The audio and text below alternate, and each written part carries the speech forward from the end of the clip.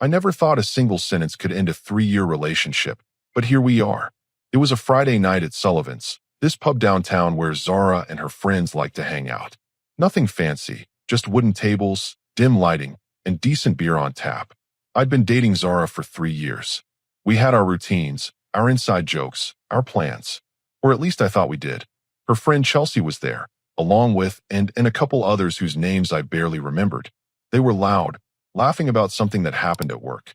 I was nursing a beer, half listening, half watching the game on the TV behind the bar. Chelsea suddenly turned to Zara with this grin on her face. "So when's he finally gonna put a ring on it?" she said, nodding toward me. The table went quiet for a second. That kind of question always makes people nervous, right? I didn't mind it. I'd been thinking about marriage. Seriously thinking about it. I had money saved up. I'd even looked at rings online. Zara laughed. Not a nervous laugh. A genuine, from-the-belly laugh. "God, I hope never," she said, still smiling. "I'd rather die than marry him." The words hung there. Chelsea's smile froze, and looked down at her drink. Someone coughed. I just sat there for a moment, my beer halfway to my lips. I put it down slowly. My hands weren't shaking. My voice didn't crack when I spoke. "Interesting choice of words," I said. Zara must have noticed something in my tone because her smile faded a little. "What? It's just a joke."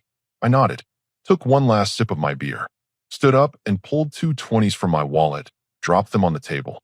More than enough to cover my drinks. "Where are you going?" Zara asked, her voice suddenly uncertain. "Home," I said. I looked at Chelsea. "Thanks for the question. Very enlightening." I walked out. Didn't slam the door, didn't make a scene. Just left. My phone started buzzing before I even got to my car. Text after text. I glanced at the screen. Zara's name kept popping up. I turned the phone to silent, tossed it in the cup holder, and drove home. The apartment was quiet when I got back. I sat on the couch and just stared at the wall for a while. My phone was lighting up like a Christmas tree on the coffee table. 15 missed calls. 23 text messages. I picked it up and read a few. "Where did you go? Why are you being like this? It was a joke, can we please talk?" I didn't respond to any of them. Around midnight, she called again. This time I answered. "Hello. Oh my God, finally. Why did you just leave like that? Everyone's been. Just saving you from a fate worse than death," I said, and hung up. I turned my phone off completely after that. Put it in a drawer. I needed silence. The next morning, I woke up feeling strangely calm. I made coffee, sat by the window, watched people walking their dogs outside. My phone was still off. I wasn't ready to deal with whatever explosion was waiting for me. But I knew one thing for certain. I wasn't going back to that bar. And I wasn't going back to her. You don't joke about something like that. Not in front of people. Not after 3 years together. And definitely not with that much conviction in your voice. I'd heard what I needed to hear. I turned my phone back on Sunday afternoon. Big mistake. 73 notifications. Calls, texts, voicemails. Most from Zara. Some from Chelsea and Anne. Even one from a number I didn't recognize. I scrolled through Zara's messages first. They started apologetic, then confused, then angry, then desperate. A whole emotional roller coaster I hadn't been part of. "Please just talk to me. You're being ridiculous. I said I was sorry. This is childish. I love you, please." I deleted them all. Then I listened to one voicemail. Just one. Her voice was shaky, like she'd been crying. "I don't understand why you're doing this. It was a stupid joke. I was drunk. You know I didn't mean it. Can you please just call me back so we can talk about this like adults?" Like adults. That was rich. I saved the voicemail. Then I blocked her number. Monday morning, I went to work like nothing happened. I'm a project coordinator for a construction company. Nothing glamorous, but it pays the bills and I'm good at what I do. My buddy Eli works in the same office, and he noticed something was off right away. "You good?" he asked during our coffee break. "Yeah," I said. "Just had an interesting weekend." Zara related. Was Zara related? Past tense. Eli raised his eyebrows. "Damn. What happened?" I told him. The whole thing. The bar, the comment, the exit. He whistled low. "She actually said that? In front of everyone. Word for word. And you just left?" "Finished my beer first," I said. Didn't want to waste good money. Eli laughed, then stopped when he saw I wasn't joking. "You're serious? You're actually done?" "Dead serious," I said. 3 years, and that's what she thinks of me? I'm not interested in being someone's placeholder until something better comes along. Good for you, man. Honestly, that took guts. Around noon, my desk phone rang. Internal line. I picked up.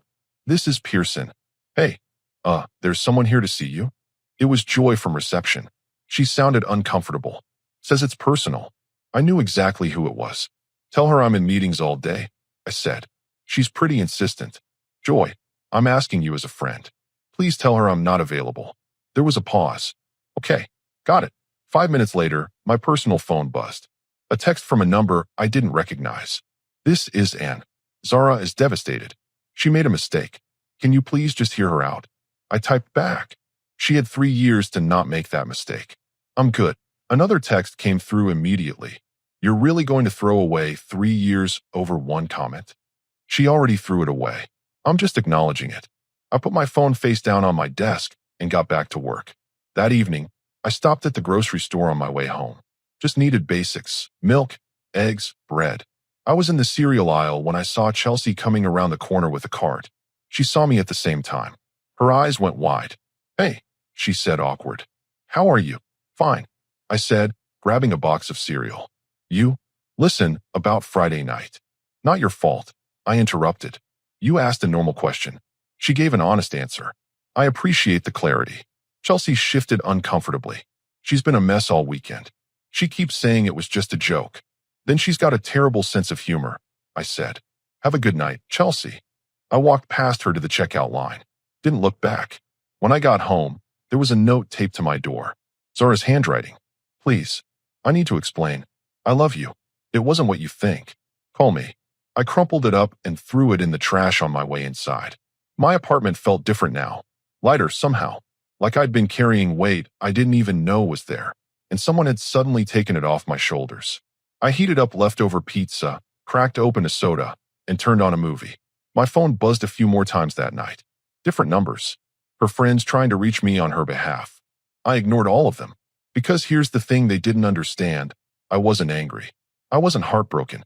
I wasn't trying to punish her or make her suffer. I was just done. You can't unhear something like that. You can't unsee the look on her face when she said it, the casual way it rolled off her tongue, like it was the most obvious thing in the world. She'd shown me exactly what she thought of me, and I believed her. Tuesday morning, I got to work early. Eli met me at my desk with 2 coffees. Heard she showed up yesterday, he said, handing me one. Yeah, Joy handled it. You gonna talk to her eventually? Why would I? Eli shrugged. Closure? Explanation? I don't know, man. 3 years is a long time. And in those 3 years, she apparently thought I was someone she'd rather die than marry, I said. What's there to explain? Eli didn't have an answer for that. The truth was settling in now. This wasn't a fight. This wasn't a misunderstanding we could work through. This was me finally seeing clearly after 3 years of thinking we were building towards something. We weren't building anything. I was building. She was just along for the ride until someone better came along. Well, the ride was over. By Wednesday, the whole situation had become almost routine. Block a new number, delete a message, move on with my day. What I didn't expect was my landlord calling. Hey, got a weird question, Mr. Clayton said. He owned the duplex I rented. Good guy, minded his own business. Did you and your girlfriend break up? Yeah, I said. Why? She came by yesterday, asking if I could let her in. Said she left some stuff at your place and you weren't answering. I told her I can't do that without your permission. Good call. And no, don't let her in. If she left anything, she should have thought about that before. Figured as much. Just wanted to check. She seemed pretty upset. Appreciate you calling, I said.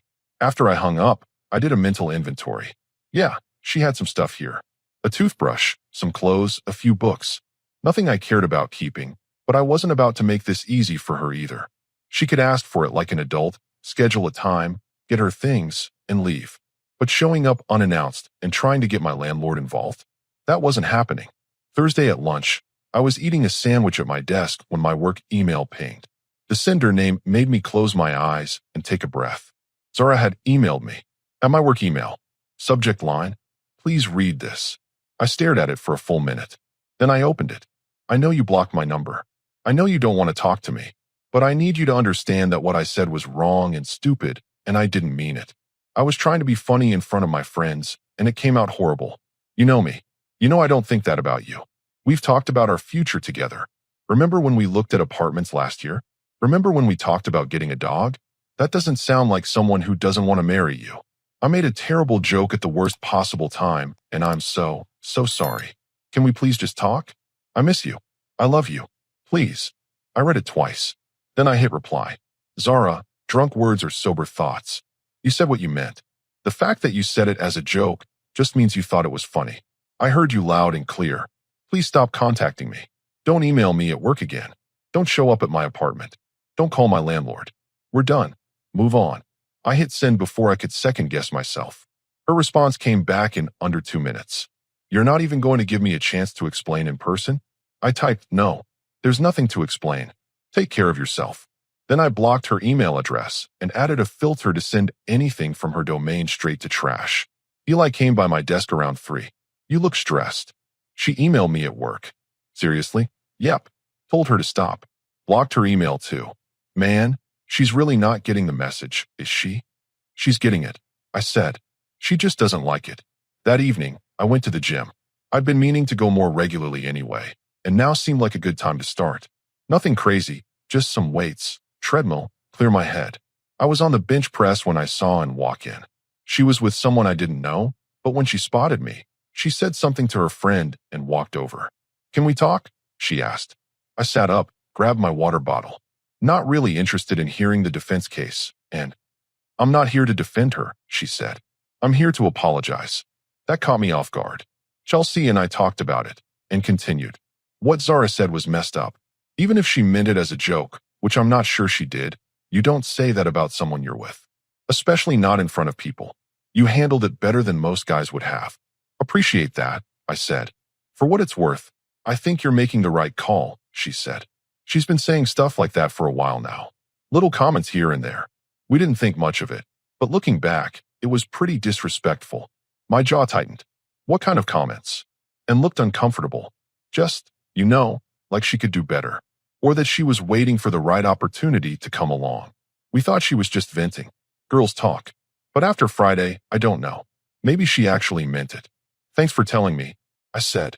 My voice was steady, but my hands weren't.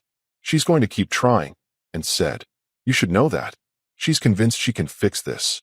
She can't. And nodded. Yeah, I figured. Anyway, I just wanted to say I'm sorry. You deserved better than that. She left, and I went back to my workout. But my mind was racing now. Little comments. For a while now. She could do better. I'd been a placeholder. A comfortable option while she waited for something better to come along. And I'd been too blind to see it. When I got home that night, there was another note on my door. This one was longer. I know you don't want to hear from me, but I'm not giving up on us. What we have is too important. I'll prove to you that I didn't mean what I said. I'll do whatever it takes. Please just give me one chance to make this right. I love you more than anything. I photographed the note with my phone, then threw it away. Because here's what she didn't understand. It wasn't about making it right. It was about the fact that she'd said it at all. That she'd thought it. That her friends had heard her say stuff like that before. You can't fix that. You can't apologize your way out of showing someone your true feelings. I poured myself a drink and sat on my couch. My apartment was quiet. No drama. No emotional manipulation. No walking on thin ice wondering what mood she'd be in. Just peace. And for the first time in 3 years, I felt like I could breathe. Friday night, exactly 1 week after the bar incident, I was at Eli's place watching a basketball game. His wife Sadie made nachos, and we were just hanging out, keeping it low-key. My phone buzzed. Unknown number. I almost didn't answer, but something made me pick up. Hello. Don't hang up. It was Zara's mom, Valerie. I should have hung up anyway, but I'd always gotten along with her parents. They were decent people. Mrs. Pearson, I said. I'm guessing Zara asked you to call. She did, Valerie admitted. But I wanted to talk to you anyway. Can you just hear me out for 2 minutes?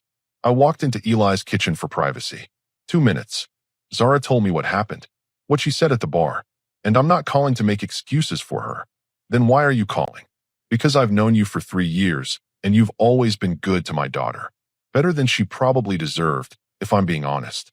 And I wanted to tell you that I understand why you left. If someone said that about me, I'd have done the same thing. I wasn't expecting that. Okay. But I also know my daughter. She's immature sometimes. She says things to impress her friends. It doesn't make it right, but that's who she is. She's devastated right now. Won't eat, barely sleeps. I've never seen her like this. Mrs. Pearson, with all due respect, that's not my problem anymore. There was a long pause. You're right. It's not. I just wanted you to know that I'm sorry. For what she said, for how she treated you. You didn't deserve that. I appreciate that, I said. And I meant it. Take care of yourself, Valerie said, and hung up. I went back to the living room. Eli looked at me questioningly. Her mom, I said. Damn, they're pulling out the big guns.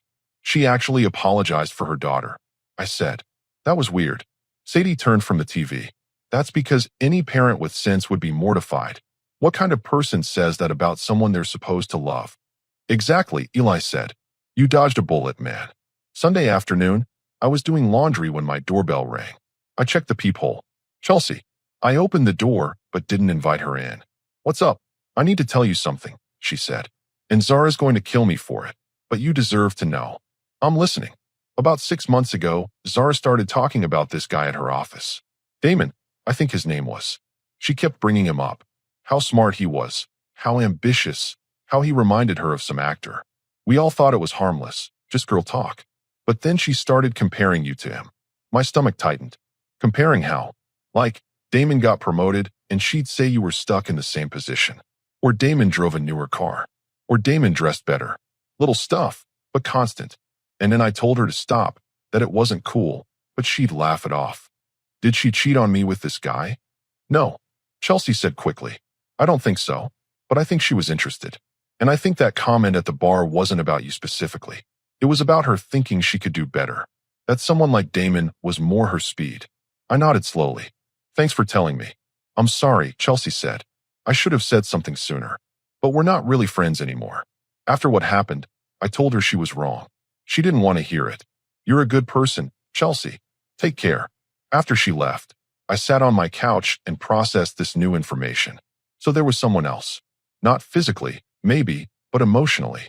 She'd been checking out, comparing me to some guy at her office, deciding I wasn't good enough. And I'd been completely oblivious. Monday morning, I walked into work feeling different. Lighter. More certain than ever that I'd made the right choice.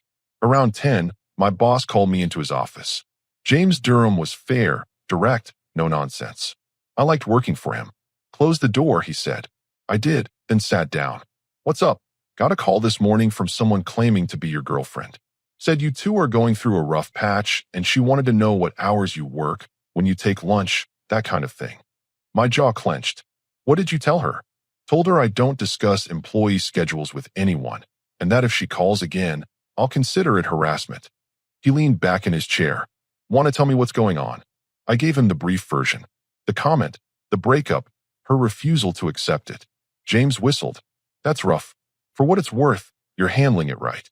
Setting boundaries, not engaging. She'll get tired eventually. I hope so. If she shows up here, you let me know immediately.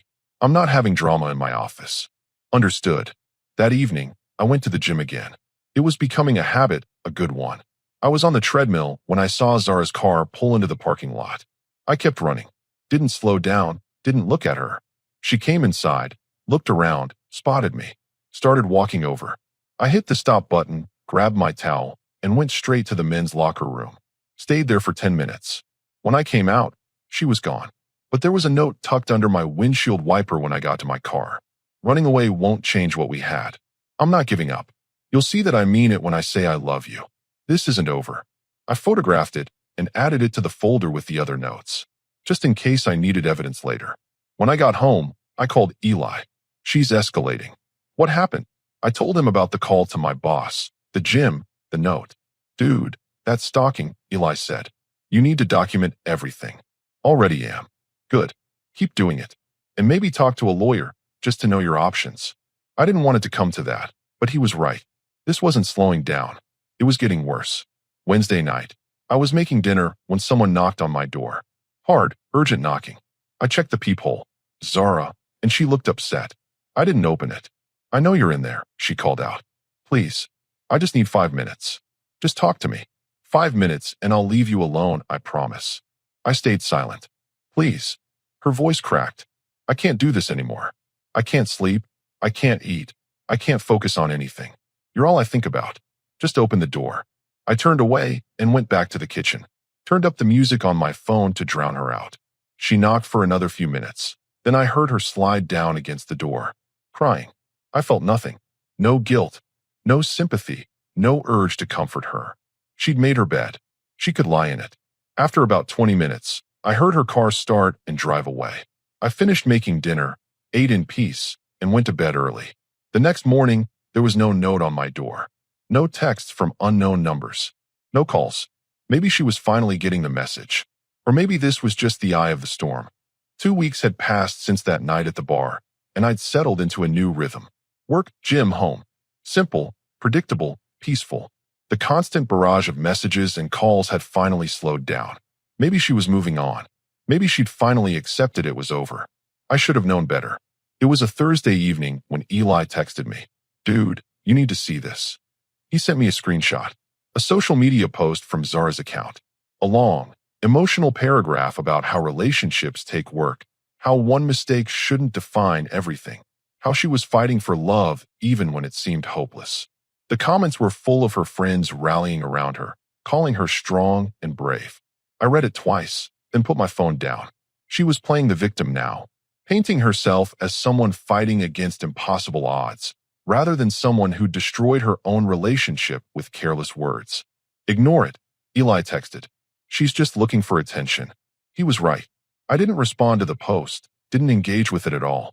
Let her tell whatever story she wanted. The people who mattered knew the truth. Friday afternoon, my boss called me into his office again. This time, he looked annoyed. She called again, James said. Your ex different number this time. Asked if you were seeing anyone new, if you'd mentioned her at work, all kinds of inappropriate questions. I'm sorry, I said. I don't know what else to do. I've blocked her everywhere. I know. And I told her if she calls this office again, we'll be filing a harassment complaint with the police. You might want to consider doing that yourself. I've been thinking about it. Don't think. Do it. This is beyond normal breakup behavior. Document everything and talk to the police.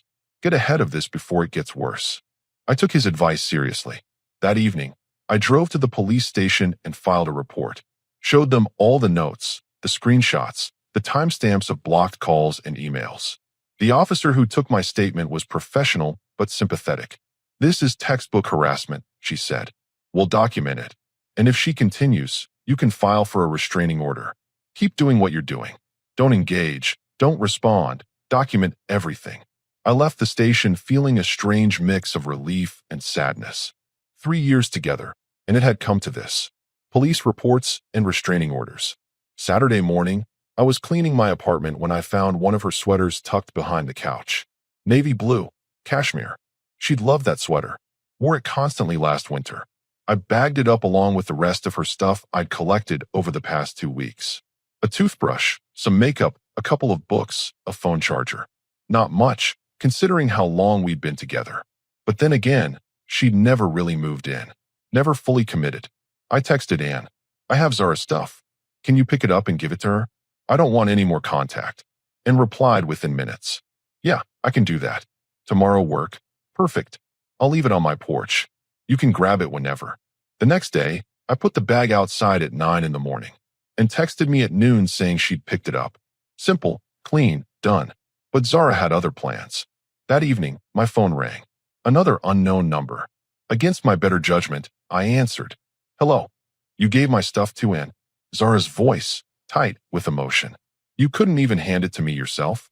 We have nothing to say to each other, I said. You got your stuff? That's what matters. That's not what matters. What matters is that you won't even look at me. You won't talk to me. You're treating me like I'm some stranger. You are a stranger, I said. The person I thought I knew wouldn't have said what you said. So yeah, you're a stranger to me now. One comment.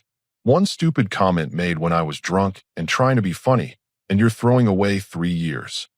It wasn't one comment, Zara. My voice was calm, measured. Chelsea told me about Damon. About how you'd been comparing me to him for months. About how you kept saying you could do better. This wasn't a drunk mistake. This was you finally saying out loud what you'd been thinking for a while. Silence on the other end. I talked to him too, I continued. She told me about the little comments, the jokes at my expense. You showed me who you are, and I believed you. That's all there is to it. Damon means nothing to me, she said, her voice breaking. He's just a coworker. I never did anything with him. Doesn't matter. You wanted to. You thought about it. You measured me against him and found me lacking. I'm not interested in being someone's second choice while they wait for first choice to become available. That's not fair. Life's not fair, I said. You made your choice when you laughed at the idea of marrying me. I'm just respecting that choice. Goodbye, Zara. I hung up and blocked the number. My hands were shaking. Not from anger, not from sadness. From relief. I'd finally said everything I needed to say. No more wondering if I'd been too harsh, if I'd given up too easily. She'd confirmed everything I suspected, and now I could move forward without doubt. Monday at work was surprisingly normal. No calls, no visits, no drama.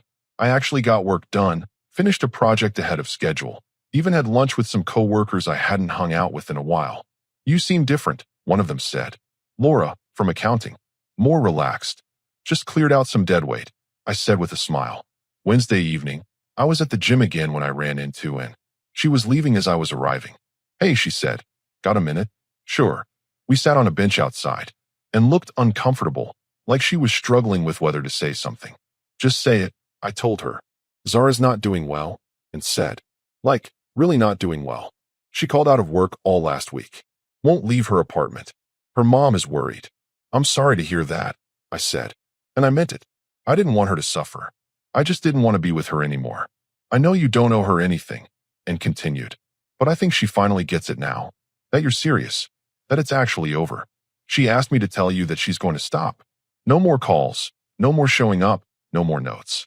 She's going to leave you alone. Good, I said. That's what needs to happen. For what it's worth, I think she genuinely loved you. She just didn't know what she had until it was gone. That's usually how it works, I said. But love isn't enough if you don't respect the person. And she didn't respect me. Not when it mattered. And nodded. You're right. Anyway, I just wanted to let you know. Take care of yourself. You too. That night, I made dinner, watched some TV, went to bed early. No anxiety. No checking my phone every 5 minutes. No wondering when the next ambush would come. Just peace. The following Saturday, I went to a sports bar with Eli and a few other guys to watch a game. We got a table, ordered wings and beer, talked about nothing important. It felt good. Normal. Halfway through the second quarter, Eli's phone buzzed. He checked it, frowned, showed me the screen. Chelsea had texted him. Is he with you? Zara's at Sullivan's asking around if anyone's seen him. Sullivan's. The same bar where this whole thing started. Want to leave? Eli asked. I thought about it for a second, then shook my head. No, I'm not changing my plans because of her. If she shows up here, she shows up. I'm not running. We stayed, watched the game, ate our wings, and Zara never showed. Later that night, Chelsea texted Eli again. She left. Just wanted you guys to know. Sunday morning, I woke up and realized something. I hadn't thought about Zara all day yesterday. Not until Chelsea's text. For the first time in 3 years, she wasn't the first thing on my mind when I woke up, or the last thing I thought about before bed. I was actually moving on. I made coffee, sat on my balcony, watched the sunrise. My apartment had never felt more like home. No tension in the air, no worries about saying the wrong thing or being compared to someone else. Just me, my coffee, and a Sunday morning with no expectations. My phone buzzed. A text from Ann. She deleted her social media posts. Took down all the pictures of you two. I think she's really trying to move on. Thought you'd want to know. I typed back. Thanks for the update. Hope she finds what she's looking for. And I meant it. I hoped she found someone who met her standards, someone she wouldn't be ashamed to marry, someone she wouldn't compare to every guy she met at work. I just knew it wasn't going to be me. And I was okay with that. More than okay, actually. I was free. 3 months later, I was living a completely different life. The gym habit stuck. I dropped 15 pounds, felt stronger, clearer. Work was going well. I'd taken on some extra projects, stayed late a few nights, proved myself valuable. No promotion, no dramatic career change, just steady, solid work that I was proud of. I'd started seeing someone casually. Nothing serious yet, but it was nice. Her name was Joy. Actually the same Joy from reception at work. We'd grabbed coffee a few times, went to a movie last weekend. She laughed at my jokes, didn't play games, said what she meant. It was refreshing. I hadn't heard from Zara in 2 months. No calls, no texts, no drive-bys. She'd finally let go. Then, on a random Tuesday evening, I was at Franklin's Steakhouse with Eli and Sadie, celebrating their anniversary. I'd insisted on taking them out, my treat. We were halfway through dinner when I saw her. Zara walked in with the guy. Tall, well-dressed, confident.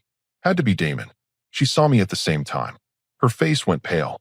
The guy with her noticed, followed her stare, saw me. Said something to her. She shook her head.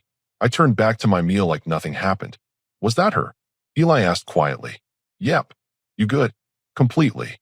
And I was. No anger, no jealousy, no regret. Just indifference. 10 minutes later, Zara appeared at our table. Damon wasn't with her. Hi, she said, her voice small. Hey, I said, not standing up. Can we talk for a second? Just 1 minute. Eli and Sadie exchanged glances. I nodded at them. It's fine. Zara looked thinner, tired. Her eyes were different, less confident. I just wanted to say I'm sorry, she said. For everything. For what I said, how I acted after. You were right about all of it. I didn't appreciate what I had. Okay, I said. I'm with Damon now, she continued.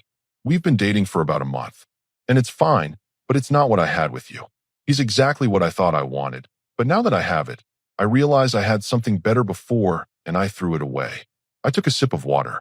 Zara, I appreciate the apology. But I've moved on. You should too. Genuinely. Not just settling for what you thought you wanted. Are you seeing someone? That's not really your business anymore. She nodded, tears forming in her eyes.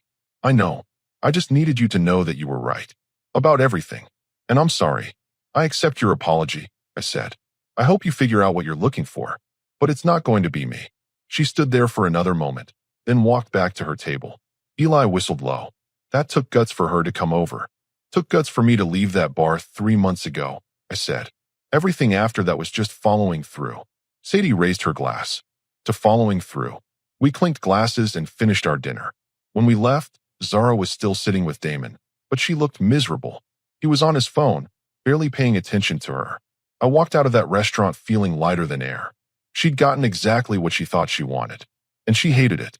Meanwhile, I'd gotten exactly what I needed. My self-respect, my peace, and a future that didn't involve being someone's backup plan. As I drove home that night, I thought about that moment at Sullivan's. How one sentence had changed everything.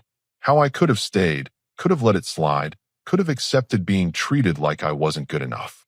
But I didn't. I walked out, and I never looked back. Best decision I ever made.